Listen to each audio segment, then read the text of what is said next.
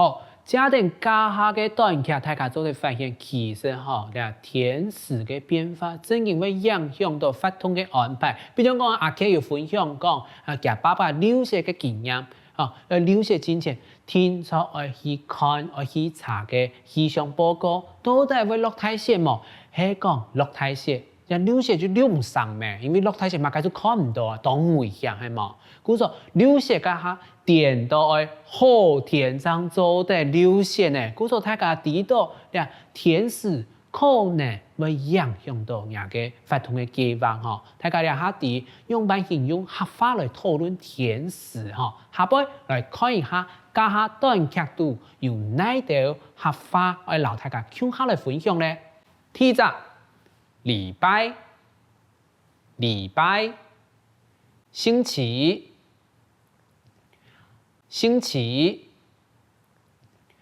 下禮拜嘅天時，然下禮拜同樣以後，下禮拜嘅天時，然下禮拜同樣以後，下星期的天氣和這星期一樣很好。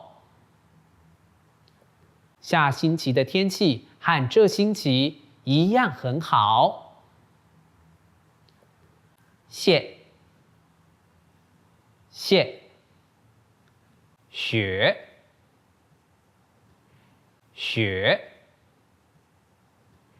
我冇看過雪，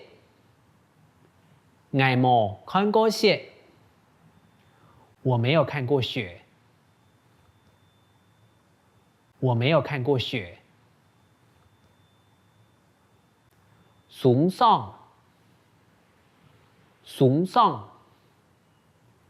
舒適，我記得咯。崇老爽，地位烏老歐，我分下清楚地位哦。當崇尚嘅天時，來聽下南市演講。該崇尚嘅天時，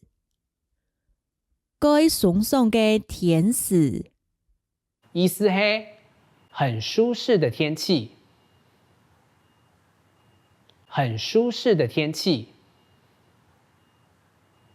下邊冷，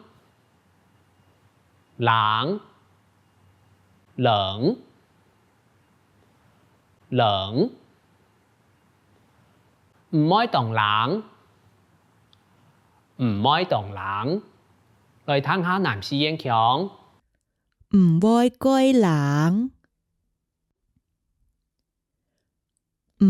該冷，不會很冷。